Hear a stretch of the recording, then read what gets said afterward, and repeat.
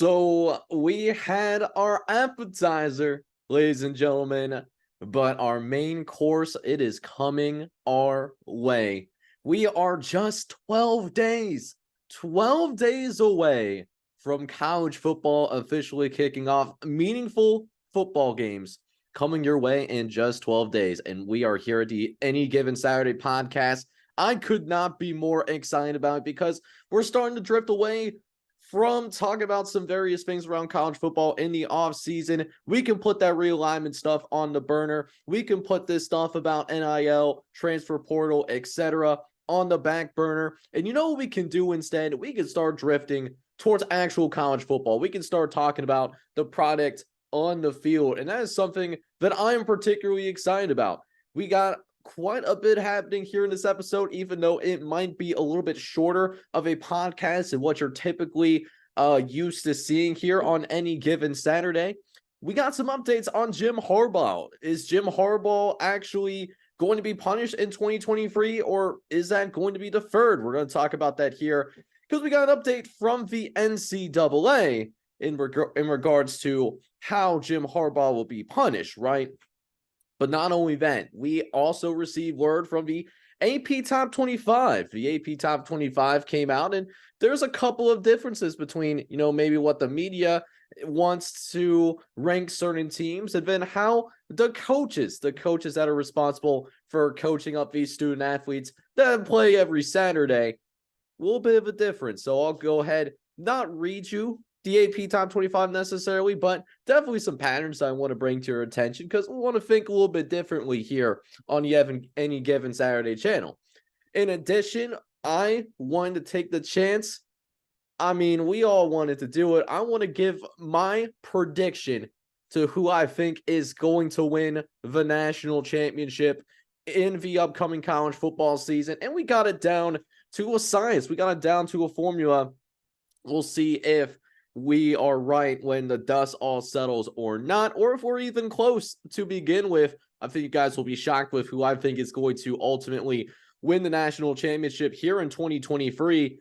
And of course, not only going to talk about national champions potentially, but my predictions in terms of who I think is going to participate in the college football playoff this upcoming season. Who will be the 4 teams that I expect to see when the end of the regular season, when the conference championships come to an end as well? Who's going to be competing for that national championship? Who's going to be part of that Final Four? The last year in which we will have a 4-team playoff.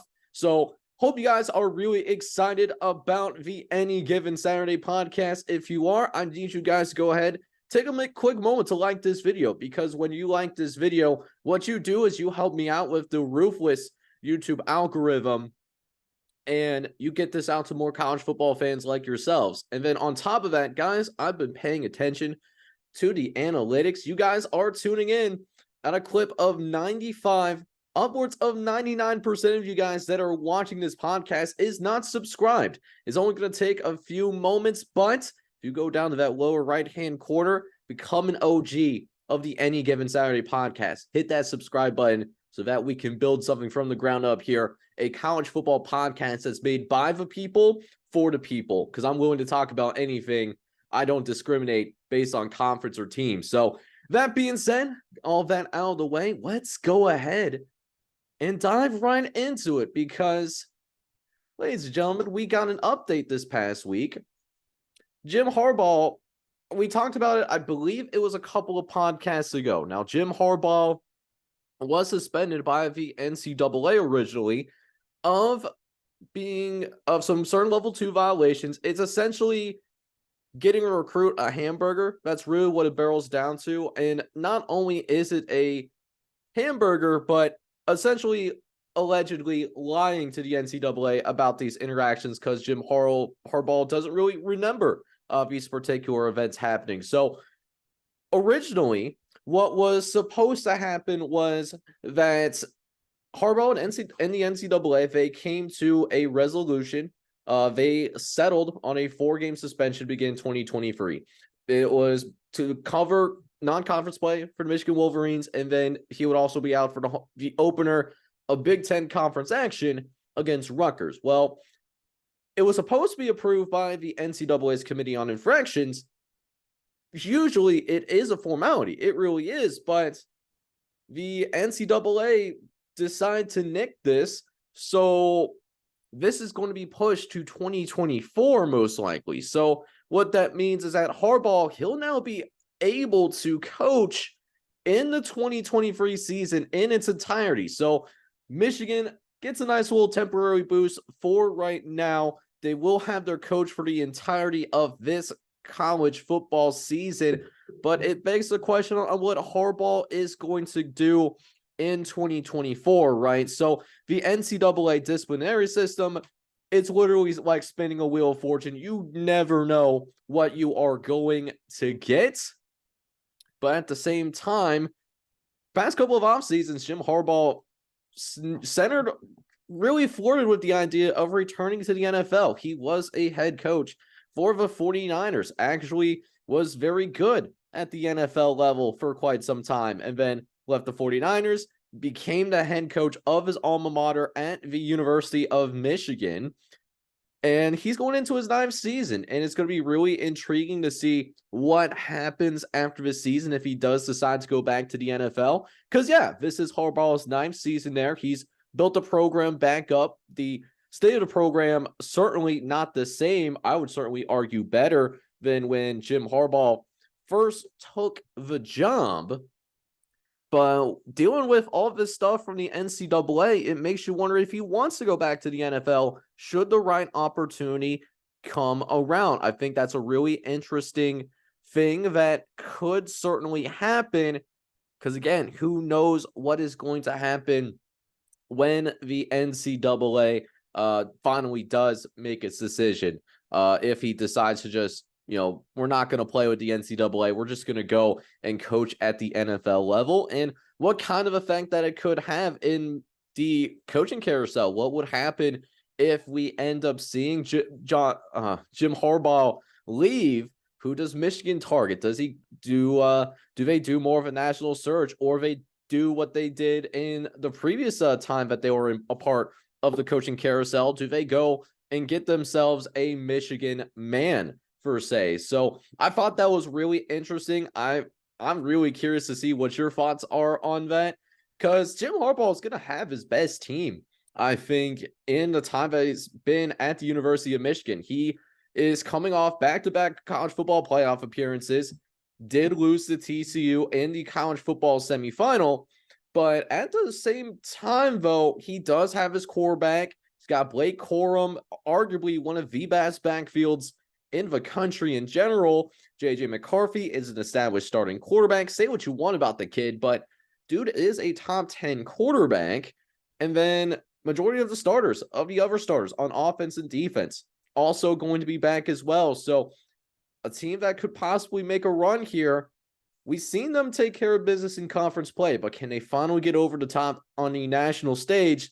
Well, that remains to be seen, but Jim Harbaugh can certainly do something about that. And I'm saying this, I mean, you see the Ohio State, stuff in the background. Like, I'm more of an Ohio State supporter, more focused on being a Cincinnati Bearcats fan now. So I'm saying this as an Ohio sports fan, but Michigan might have their best team, and it's going to be real interesting to see how Jim Harbaugh handles that with the NCAA as a potential distraction with his possible punishment looming, because the NCAA will punish Jim Harbaugh. Like, he is not going to let him get away scot-free by any means. But I thought that was interesting. Read that on yahoosports.com. It's going to be real interesting to see what happens to Jim Harbaugh after this season. But, this Michigan team does, they might have the ingredients to really make something special. Maybe a certain something that hasn't happened since 1997. That's over 20 years ago. Maybe it's that type of team. Who knows? Speaking of what we know, we get a little bit more clarity as well. We do have the AP media poll that came out actually earlier today, matter of fact. Now, what we did end up seeing in the previous podcast, we saw the coaches poll come out for the For the coaches. So the coaches have made their rankings last week, coaches throughout the country, and now the media is getting involved. And this is released by the AP Top 25, and these are the rankings that you'll see on your ESPN updates. That's what ESPN goes off of, not what the coaches think, but what the media thinks. And this was released earlier today. So I'm recording this podcast on August 14th. You guys will be seeing this go live on the morning of the 15th as well. So that being said, we got some things that are similar. We got some things that are different. I'm going to pull up the AP Top 25 right now. It's going to be on your screen. And, we got some things that are the same. We got some things that are a little bit different as well. First and foremost, Georgia and Michigan, that was the top two in the coaches poll. That was also the case in the media poll as well. But there is some differences. Matter of fact, I got it on a sticky note here. Differences between the coaches poll that was released last week and the AP poll as well. So we're going to go ahead, run through those differences. And, some conferences, got to bump up. Some conferences got to bump down. And I think you guys will be surprised to see who benefited the most versus who ended up getting shafted a little bit, quite frankly. So we'll go ahead and dive right into that now. We'll start with really in the top five, within that top five as well. So in the coaches poll, Alabama was ranked number 3. Ohio State was ranked number 4. They're actually going to flip-flop. It's extremely close. It is extremely close in the media poll. Ohio State has 1,400 points. Alabama has 2 less points than that. So it's like a 3A, 3B type of thing, but Alabama, at least for right now, is going to be your number 4. So that's what we saw first and foremost with that. Teams 5 through 9 are the same, but then we get to rounding out the top 10. We actually have a couple of teams that did move up a spot. Washington and Texas actually did move up from the coaches poll. Washington ranked number 11 in the country. Texas is ranked number 12 in that coaches poll. They both move up one spot. And the team that is going to be most affected by that is Tennessee. They were actually tied for the team that fell the most between the coaches poll and the AP poll. They fall to number 12 in the country. They now fall in behind Washington and the University of Texas. Meanwhile, some other things that I definitely want to keep track of and to note, we do have Kansas State. They move up past TCU. Kansas State, you guys remember winning that Big 12 championship, but TCU going to the college football playoff, made it to the national championship game, but they lost a lot of talent. They're down here at number 17 for this AP poll. At least that's what we're looking at as of right now. Then we start to round out the this group. Wisconsin getting a nice little bump. They were actually the biggest riser in the difference between the coaches and the AP poll. Wisconsin moves up a couple of spots. They're up to number 19, and they move past Oklahoma and North Carolina. They both fall down one singular spot. And then rounding out your top 25, we actually get a little bit more love for Texas A&M. They move up to number 23 in the entire country. They were 24 in the coaches poll. They move past Tulane, who was 23 in the coaches poll. They're now down to number 24. And then that last spot is, instead of seeing Texas Tech was 24 in the coaches poll. They will actually not be ranked in the AP top 25, but instead we'll see the Iowa Hawkeyes at number 25 in the country. Texas Tech is the first team to receive votes, though. Other notable teams that are receiving votes is South Carolina, UCLA, and UTSA. They are actually in shouting distance in terms of receiving votes, of actually sneaking in to that top 25. So, yeah, that's what we got going for the top 25. So, what's interesting here, though, is the is who composes the top 25. If you want to break it down into conferences, the SEC, I don't think many of us are too surprised by this, but the SEC does have 6 teams that do be a part of this initial top 25. They got Georgia, Alabama, LSU. That's in the top 5 alone.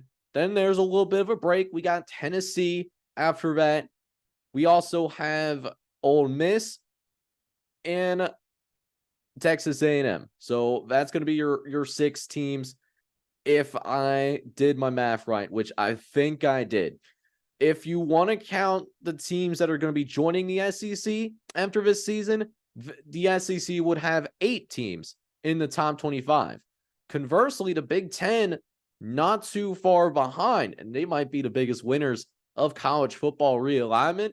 So right now, they have 5 teams in the top 25. That's Michigan, Ohio State, Penn State, all in the top 10.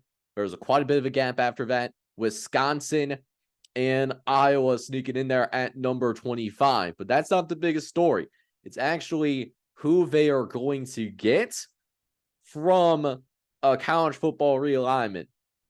So we said Oregon is joining. Washington is going to join as well. UCLA and USC. UCLA is receiving votes, but USC, Washington, and Oregon all joining the Big Ten. And they'll also be at 8 teams in the top 25 if this was dropped at the start of the 2024 season, which, speaking of the Pac-12, Pac-12 is going to get a lot of respect as well. Pac-12 is going to have 5 teams in here as well between USC, Washington. We also have Utah, Oregon, Oregon State. Maybe the last year that we see, well, it used to be, I don't know what it's called now, but it used to be called the Civil War. So 5 teams there from the Pac-12 getting a lot of respect. But you know who's maybe not necessarily getting a lot of love necessarily? The ACC. ACC only has a few teams. Florida State, Clemson, and unless I'm drawing some major blanks, the only other team in there is North Carolina. So they only got 3 teams in their total. That would be the least of all the conferences that is still part of the Power 5. Also, shout out to Tulane, only group of 5 team that is initially ranked in the preseason top 25. UTSA is not too far behind. They are in the top 30. Watch out for UTSA. They could win that American Conference as well and be a top 25 team by the end of the season. So that'll be a team to certainly watch out for going into this season. So, as I said earlier, this is what I have in terms of conferences that benefit and conferences that, got the shaft a little bit. So, you want to talk about a conference that benefited the most from the coaches poll to the media poll? The media was more kind to the Big Ten than they were to the SEC. We talked about the SEC bias, and I certainly think that it's there. Don't get me wrong. I definitely think that there is some bias in the SEC in how they're covered. But like breaking it down from the coaches poll, from the media poll, the Big Ten had 3 teams that rose a spot or more from the media poll, from the coaches poll. They all moved at least 1 spot. Ohio State did that. They move up to 3. Wisconsin moves up 2, and then Iowa gets into the top 25 as well. So 3 of those teams from the Big Ten moved up, and then there was nobody from the Big Ten that fell from their original spots. So good looks for the Big Ten. Big 12 is a little bit of a mixed bag. 5 teams move from their initial spots, 2 of which do move up a spot, Texas being one of them, Kansas State being another, while TCU, Oklahoma, and I had one more, Texas Tech. Texas Tech fell a couple spots. They fall out of the top 25 completely. So a mixed bag for the Big 12 conference. It is a mixed bag. And then rounding out the teams that maybe rose to the top, SEC got 1 team that rose up a spot. That was Texas A&M. They move up to number 23. And then the Pac-12 also benefited from having Washington move up a spot. SEC also having a mixed bag. SEC had a couple of teams move down. Tennessee moving down a couple spots. Bama getting passed by Ohio State. Okay. And then rounding out the teams that maybe fell, maybe actually, I would argue, kind of had the biggest disappointment. It's a 2-way tie. The ACC had a team fall. That was North Carolina. They fell from 20 to 21, and then the American 23 to 24. But the group of 5 still has their one top 25 team. So it's going to be interesting to see how this shakes out. I don't have any massive issues with it. I mean, we just don't know what's going to happen over the course of the season. LSU at 5, it might seem high to some people, but the way that LSU was playing towards the end of the season, Jaden Daniels is back. They have a lot of talent coming back as well, recruiting extremely well under Brian Kelly. I have as my dark horse to win the SEC. I think LSU is that good. Penn State is showing that in America, they're the best team in the country that will finish further worse in their own division. They are going to be a team that is going to benefit immensely from expanding to a 12-team playoff. Because for Penn State to get in, they have to beat either Michigan or Ohio State. They haven't done that as of recently. And that it's tough. It's tough out there in the Big Ten East towards the top. But, Penn State's going to have to find a way. We'll see if Drew Allar can get them over the top. They should have a very good defense out there in Penn State. Florida State passing Clemson. We saw this in the coaches poll. We saw this in the media poll now here released earlier today as well. So is this a possible passing of the torch in the ACC as well? Is Florida State going to win the ACC? Are they going to take down Clemson? Because remember, the ACC got rid of division. So it's no longer you win your division and go. It's straight up 2 best teams in the ACC. You'll play up against each other for a conference championship. So we'll see Florida State and Clemson play in the regular season. We might see them in conference championship weekend as well. We'll keep an eye on that as well. Tennessee at 12, going to be honest, seems a little high to me. They lost a considerable amount of talent. That defense really needs to step up. That is a question mark for Tennessee. We know Joe Milton. We talked about it on last week's podcast. We see him have the arm talent. He's probably one of the most physically gifted quarterbacks in the NCAA. At least top 5. Does he have it up here? Neck up. Does he have the mental it factor to be a great quarterback at the college level? Does he have that? We're going to find out, because if not, it might be a regression year for Tennessee. I would actually probably, because of that, look at the teams behind them. I would probably be comfortable moving Notre Dame, Utah, and Oregon. All of those teams past Tennessee because of the question marks. I don't think those 3 teams I mentioned don't nearly have the same questions, even though they're just as talented or maybe even a tick above Tennessee right now. Grand Volunteers have been recruiting pretty well. Oregon State, though, getting some love. Oregon State getting in at 18. They were a 10-win team last year. They had very below average quarterback play. Could they also be a dark horse to win the Pac-12? They got DJU, and it didn't pan out at Clemson. He was a former 5-star quarterback. Just didn't pan out. He's now at Oregon State. Can you at least provide stability at the quarterback position? Because that's what held Oregon State back the most of this past season. If they can get that, watch out. Oregon State could turn a lot of heads. They really could. And then rounding out the top 25, just my initial thoughts, trying to close all of that out. North Carolina. Not sure if I see them as a top 25 team. They nearly won double-digit games last year, but at the same time, this is also a team that, lost 3 of their last 4 of their last 5. They did not end the season very well. I don't know if they're on an upward trajectory. Drake May, he's going to have to really move up and show that he is a top 5 pick in the NFL if North Carolina is going to have the same kind of season.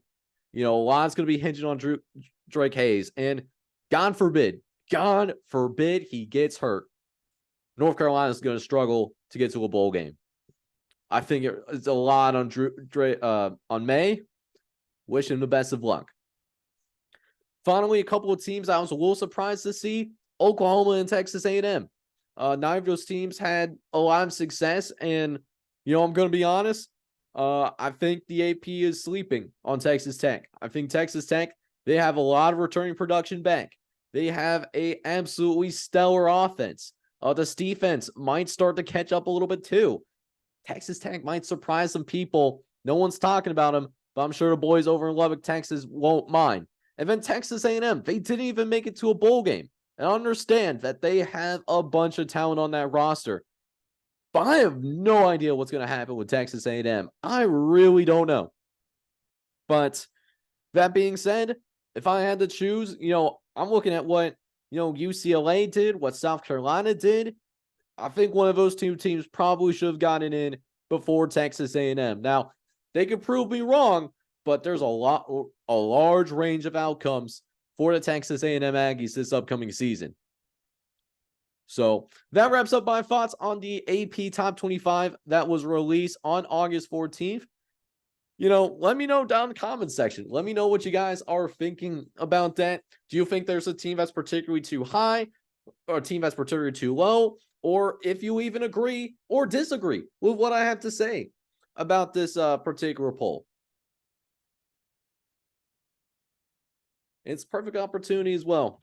Go ahead, get myself a drink. We got some Brisk. I'm not even sponsored by Brisk, but I'm going to tell you guys something right now. I'm going to put you on game. I'm telling you guys right now. If you're going on a road trip, you're looking to try to keep yourself hydrated, for those long drives, definitely look at the Brisk. Look how big this bottle is. I can barely fit it on the webcam. I really can. And it's less than $2. It is inflation proof. It's phenomenal. I'm not even sponsored by them, but Brisk, if you guys see this, come talk to me, please. I would appreciate that. So I mentioned that I was going to do this. I was truly going to mention that I was going to indeed do this. We are going to predict who wins national championship tonight here on this podcast. Now, I look back to 2015, and the teams that end up winning the national championship, they have 4 things in common. First and foremost, they meet the blue chip ratio. What is a blue chip? A blue chip is somebody that is either a 4-star or a 5-star prospect. That's what I consider a blue chip player. And in order to meet this blue chip ratio, you have to have at least 50% of guys that are 4 stars or 5 stars on your entire roster. Now, as the recording of this podcast, I checked on 247 Sports. They do not have the total team composite talent for 2023. They still have it for 2022, though. So who I determine who meets that standard, I moved it down to about 45% to get into teams that are close.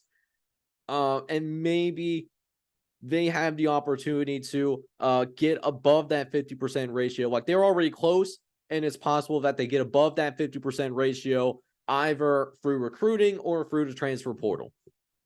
So that's the first requirement. You got to have at least half your guys on the roster be blue chip players, 4 stars or 5-star guys. On top of that, you also got to have yourself somebody that is an established starting quarterback, someone that has proven to be successful at the college level. We can go back to 2015, that same time frame. There was only one quarterback that ended up winning the national championship and was not drafted in the NFL. And we went all the way back to 2015. It was Alabama quarterback Jake Coker, who started his career at Florida State, transferred to Alabama, and his 1 year as the starter, threw 21 touchdowns, 8 interceptions, ended up going not drafted in the NFL draft the following year, but he was an undrafted free agent. Either way, it shows that you got to have an established starting quarterback in order to win a national championship. That is my second standard. And then after that, after you have that established starting quarterback, you also have to have the blue chip ratio. What's the third standard? The third standard is you got to be a team that has won 10 plus games. Also going back to 2015, every team that has won a national championship, excluding the COVID year, because the COVID year was really weird. Hardly anybody, if at all, played 10 games or more. It was a really weird year. But other than the COVID year, the year before a team ended up winning a national championship, all of those teams since 2015 have won at least 10 games. They won double-digit games the previous season. So they were close, but no cigar the previous season. That's really what it barrels down to. And then finally, something that I always like, in the previous season, you got to have a top 10 offense in the country and a top 10 defense in the country as well. You got to be a balanced team, and you got to be very good to elite on both sides of the ball. You need both sides to win, and that's the truth. So that's my 4 standards for deciding who wins a national championship. You meet the blue chip ratio. You at 50% or higher. You have an established starting quarterback who has proven himself to be successful at the college level. You also have a team the previous season that has won 10 games or more, double-digit wins in the previous season before winning a national championship. We've seen that since 2015. And finally, you got to have an elite offense and an elite defense, or at least a very good one on both sides of the ball. Top 10 offense and top 10 defense in the country in terms of points per game. Not yards per game, but points per game. Because you can put up 500 yards, but it don't matter if you don't score more than the other team. What it says on the scoreboard matters. Don't matter how many yards you put up. It's about the points that are on the board at the end of the fourth quarter. So that being said, there are 133 teams that are playing at the FBS level this upcoming season. Let's go ahead and jump into the teams that made that first criteria. These are the teams that you should be starting to look at if you're trying to figure out who you think is going to win a national championship. Now, I have another sticky note here to help me try to keep all of this straight. Out of the 133 teams that are going to compete for a national championship, only 15 teams meet the blue chip ratio. Out of the SEC, we got Georgia and Alabama. I don't think anybody is surprised by that. LSU, they won the SEC last year. Texas, Florida in the East actually meets the blue chip ratio, believe it or not, from the East.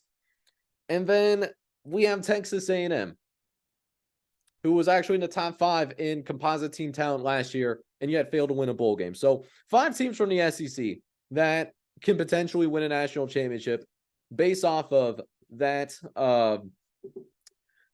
blue chip ratio. In addition, we of course have Ohio State in here. Michigan is in here as well.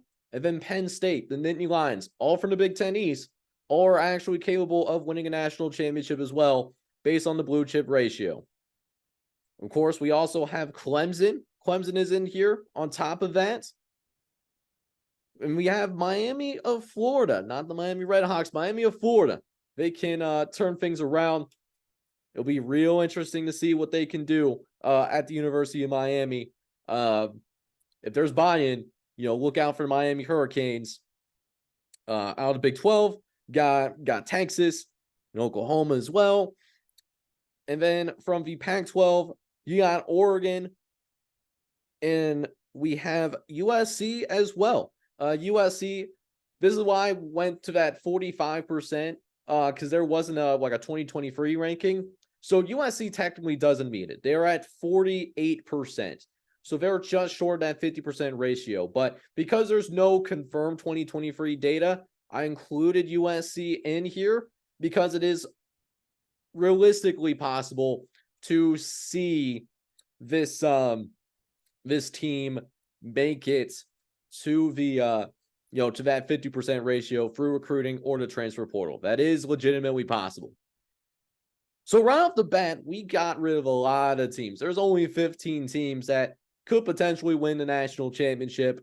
Oh, and we have Notre Dame as well. Notre Dame is also in here. I forgot about Notre Dame. So that's just one of the 4 requirements. The next requirement that I want to bring up is that established starting quarterback. Having an established starting quarterback is extremely important. So have someone that is capable of winning at the college level. Because when it's time for you to make a play, you got 2 minutes left. Your team is down by a few points. You got one drive to win your team the game. Do you have somebody under center that can get it done? And the teams that I'm going to list off do not, well, we're going to get rid of some teams. We'll just put it that way. So that means Bama's gone because we don't know who Bama's quarterback is going to be. Either completely unproven or it's going to be Tyler Buchner, who, if you guys remember from that very first podcast, not a fan of Tyler Buchner. Georgia does have Cade Klubnik, but here's the thing with Cade Klubnik. We have never seen him. We only seen him play in 5 games last year. He was solid in those 5 games, 61% completion percentage, 700 yards, 2 touchdowns, but did throw 3 interceptions. Oh, actually, that's Clemson quarterback. I meant Carson Beck. Carson Beck threw for 300 yards, 4 touchdowns. Does have a high completion percentage. Only played in 5 games, all in relief. We don't know if he's a real deal or not. And yes, he's a 5-star. And yes, he had an extremely great high school tape. But this is why I said established starting quarterback, because we've seen busts from 5-star quarterbacks. DJU was a 5-star. And let's be honest, he was a bust at Clemson. I'm just calling it out is. He was a bust at Clemson. That's why he had to transfer out and go to Oregon State. That's why he's there. If he wasn't a bust, he would still be starting for Clemson. I'm just keeping it real. So I don't know if Carson Beck's the real deal. So that's why I'm not considering Georgia to win a national championship. Moving over to Ohio State. Ohio State is, it could be Kyle McCord. It could be Devin Brown. But neither of those guys played very much. Devin Brown, we have never seen play in a meaningful game. And then Kyle McCord, we see him in spot appearances. He might have started one. I believe he started one game. He might have started one game in 2021 but it was against Akron. Yeah, it was against Akron. Last season, came in for 5 games. Did not throw a touchdown he threw 1 touchdown last year. 1 touchdown, no interceptions. Don't know what to expect from Kyle McCord. He's going to have a bunch of weapons, but he's certainly not proven. So I'm not considering Ohio State either. Texas A&M. Right now, as we're recording this podcast, looking at Connor Wegman starting for Texas A&M. Now, he could be something. He had a good touchdown interception ratio. He threw 8 touchdowns, 0 interceptions last year. Here's the problem. He only completed 55% of his passes. I don't know if he's that guy. I do not know if he's that guy. He could take a jump, but right now I'm not considering Texas A&M to win a national championship. They don't meet the established starting quarterback criteria. Now we get to Clemson. Clemson has Cade Klubnik. That's who I referenced earlier by accident. Threw for 700 yards, 2 touchdowns, did throw 3 interceptions. He was rough in the bowl game, the Orange Bowl against Tennessee. Tennessee defense that's not elite, to say the least. He still could be the guy, but he hasn't proven anything as far as I'm concerned. So, yeah, he was okay in the ACC championship, 20 for 24, 279, 1 touchdown, no interceptions. He took care of the ball in that game, but he hasn't proven it over a long period of time. I have questions about Cade Klubnik. We got 2 more here that are going to be knocked out. Got Florida. Florida has Graham Mertz. Since the COVID year, he's thrown 10 touchdowns, 11 interceptions in 2021. And then 2022, 19 touchdowns, 10 interceptions. Has not had a completion percentage above 60% since the COVID year. I don't know if Graham Mertz is a national championship level quarterback. I don't know if he's a quarterback you can win a national championship there. So, of course, I'm not considering Florida anymore either. And finally, at Penn State, there's Drew Aller. There's a lot of hype on Drew Aller, the sophomore from Medina, Ohio. 4 touchdowns, no interceptions, completion percentage, a tick under 60%. He's a 5-star. There's a lot of hype on Drew Aller. Is he the real deal, though? That's the $1 million question. If he's a real deal, I mean, watch out for Penn State. But again, not an established starting quarterback at the collegiate level. We're going to have to wait and see. Therefore, I don't think Penn State's winning a national championship. I don't think it's their year yet. Could be Penn State's year next year. I don't see it this year. So who that leaves with, we're already down to 8 teams for consideration. Texas, they got Quinn Ewers. Oregon's got Bo Nix. LSU has Jaden Daniels. Notre Dame got Sam Hartman. He transfers from Wake Forest. USC, of course, has Caleb Williams. Likely going to go number 1 in the next NFL draft. Miami, Tyler Van Dyke. He had a rough 2021, or 2022, but very good 2021. I think he returns back to form. Got Michigan with J.J. McCartney. And then Oklahoma with Dylan Gabriel. Very good quarterback as well. So we're down to those 8 teams already in terms of who I think is going to win a national championship. And I still haven't gone over the other 2 criterias. And that's winning 10 games. You got to actually win 10 games in order to, at least for me, be considered in the conversation of winning a national championship. And out of those 8 teams, only 4 of them actually do meet the criteria. Texas finished 8-5 last year. Granted, they had some health issues at the quarterback position, but Texas was 8-5. They didn't even go to Big 12 championship last year. Notre Dame was 9-4. They had a rough start to the season. They'll need to start better, and they're going to have a really tough schedule as well, playing Clemson, USC, Ohio State. That's a big-time teams, and so Notre Dame's going to have it tough. Miami, I don't think even made it to a bowl game. No, they did not. I'm looking at the standings right now. Miami went 5-7, so that's big yikes. And then Oklahoma also finished below 500. They finished 6-7 last year. So those 4 teams did not make that 10-team threshold.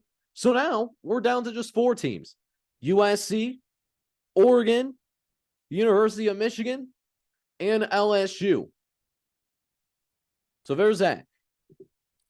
Now, out of those 4 teams, only one of those teams actually had a top 10 offense in terms of points per game and a top 10 defense in points per game as well. Now it's University of Michigan. USC and Oregon both had top 10 offenses, but they didn't get it done on the defensive side of the ball. It's still a question mark. And LSU, they overachieved last year, but they didn't have a top 10 offense or a top 10 defense. So for that, I actually do believe, based off of those 4 criterias, the Michigan Wolverines are going to win the national championship for the first time since 1997. For the first time in 26 years. 26 years. I think Michigan finally gets over that hump and gets it done. Now, if your team wasn't even included in the initial criteria, that initial blue chip criteria, that doesn't mean that you won't make the college football playoff. We already have examples of that. I do want to point that out. So we had Cincinnati in 2021, first group of 5 team to get in 2021. And then TCU just last year made it all the way to the national championship game last season. So there's examples of that. And speaking of making that college football playoff, I think it's also time to go ahead and dive into the 4 teams that I think that will make it into the college football playoff. So obviously we're going to have Michigan. Based off of what I said earlier in the national championship criteria, they're going to be one of the 4 teams. You can't win a national championship if you don't even make it to the college football playoff. Duh, right? So what about the other 3 spots? I think the other 3 spots are going to be real interesting. So for the first of 3 spots, I think Georgia does get into the national championship. Georgia still has a special team, even though they do have minor cultural issues. The sexual allegation stuff that came from the Atlantic Journal Chronicle, listen, it was a lie. But, the drag racing, that's not too far from the truth. So I think we might be seeing some cracks in the Georgia culture. But that being said, I'm looking at, if you guys have seen Georgia's schedule, I have a really difficult time believing that Georgia is not. I don't see them losing a game in the regular season. I just don't see that happening. And because I don't see that happening, I think they'll get into the college football playoff, and I think they'll get in, even though I don't necessarily think they'll win the SEC. I think LSU can do that. I think LSU beats Georgia this time around, but because Georgia went undefeated in the regular season, Bulldogs are going to have nothing to worry about. A 12-1 team that is a two-time defending national champion, they're going to be invited into the college football playoff. So that's my second team. But then the other two teams that I have are teams that might be newcomers, two teams that were not in the college football playoff last year. First team that I have is Florida State. Yep, I said it. The Florida State Seminoles, I picked them to win in the ACC. If you check that very first podcast. Now, for Florida State, there is two key games. They do have, they got to play Clemson in the regular season. Might have to play them twice. And they also play LSU. First game of the season, neutral site game. They're playing LSU. So, if they can beat LSU or if they beat Clemson in the regular season, Florida State's going to be in really good shape because the rest of the schedule, I see Florida State winning. Bare minimum, I see the Seminoles being a 10-2 team this year. If they beat LSU or Clemson, I think they're going to the college football playoff. Because here's the thing, another caveat in all of this is that Louisville might be a dark horse and they could sneak their way into the ACC, but Louisville might be the case of that you aren't exactly what your record says you are. So like Louisville could be in the ACC championship at 10-2. They could. But then they would get crushed by Florida State. I'm just saying. They have a real good quarterback in Jordan Travis. They got playmakers on both sides of the ball.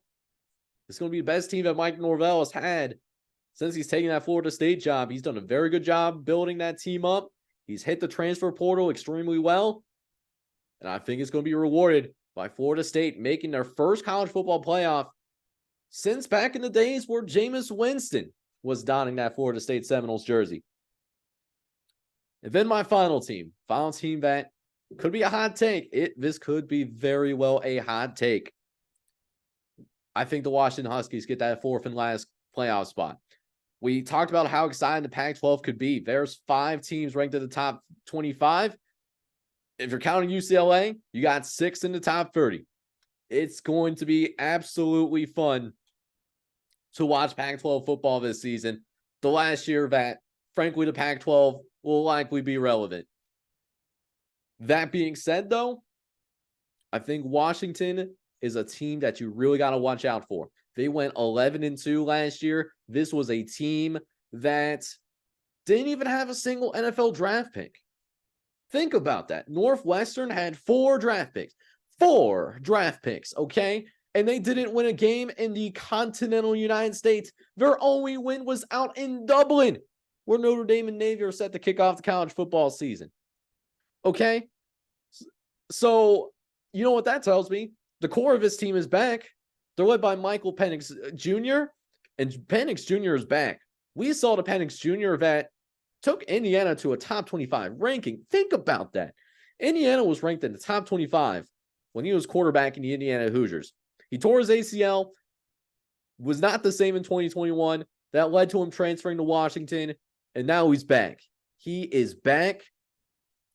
And listen, I know there's a Heisman Trophy quarterback in Caleb Williams. He might not be the best quarterback out there in the Pac-12, but I think Washington is the most complete team in the Pac-12. And because of that, I think they win that conference, and I think they get that 4th and final playoff spot this upcoming season. So that's all that I had in this particular podcast. So we're getting out of that O word, that it's I don't know why people use that particular word. You know what I'm talking about. So now that we're seeing games on the field, we're going to see a little bit of a change in how the like the formatting of the show is going to be. Of course, you guys are welcome to ask me any questions that you want to go ahead and ask me in terms of what my opinions are. I will always look at those and most likely answer them on a future podcast. That is going to stay. What will be different is, so for now, like in the week one, that August 26th slate, there's no top 25 matchups. So I'm going to look over the teams that feature Power 5 games in the next podcast. So that is going to be Notre Dame and Navy, Vanderbilt versus Hawaii, and then USC against San Jose State. If there's any other games in week number 0 that you guys want me to take a look at and preview for you guys, I'll be more than happy to do that. You just got to let me know down that comment section and let me know that you're interested in that, because I'm not going to preview a game that you guys are frankly not that interested in, right? And then also going to have a little bit of a betting segment for you guys, for those of you that are interested in betting on college football. If that is your cup of tea, a little bit of a 4 for 4, like Wendy's special kind of thing. So that'll be included in there as well. But guys, we got college football, not this weekend, but next weekend. We got college football. The main course is coming, and I am so excited for it. But again, appreciate you guys listening to this entire podcast. If you made it all the way through, guys, I really do appreciate that from the bottom of my heart. And if you enjoyed today's podcast of the Any Given Saturday podcast, do me a huge favor. Hit that like button for me, because what that shows me is that, one, you're enjoying the content. Obviously, there's quite a bit of time and research behind this. So taking a quick moment to hit that like button, I would truly appreciate that, to let me know that, yes, you guys enjoy it. And then also on top of that, it helps get this video out to more college football fans like yourselves. And I'm really trying to grow this community into like a community mindset of a podcast made by the people for the people. So if you want to be an OG, definitely encourage you to hit that like button. And of course, hit that subscribe button as well, so that you can be one of the first subscribers of the Any Given Saturday podcast. But with that being said, I am your host, Jake. I'm going to sign off. Guys, we are 12 days away. And by the time that you guys have watched this entire thing, 11 days until college football is back in its full glory. And I'm going to enjoy every single moment of it. So for that, I'm going to sign off, but hope you guys are all out there having a good one. Take care, everybody.